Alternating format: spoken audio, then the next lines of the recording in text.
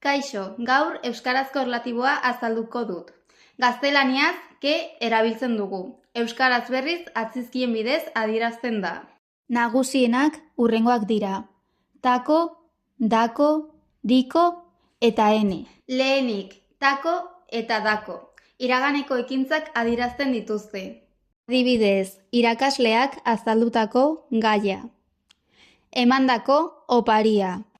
Ondoren diko, izen bati lotutako egoera edo ekintza adierazteko. Adibidez, ikusiko dugun filma. Filma izena. Ikusiko dugun film horri lotutako ekintza. Azkenik, ene atzizkia, erlatibo orokorra. Adibidez, ikusi dudan mutila.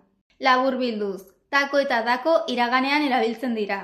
Diko izen bati lotutako erreferentzia adierazteko. Eta ene, erlatibo orokor gisa. Eskerrik asko. Ez ahaztu gu sare sozialetan jarraitzea. Gehiago ikasteko.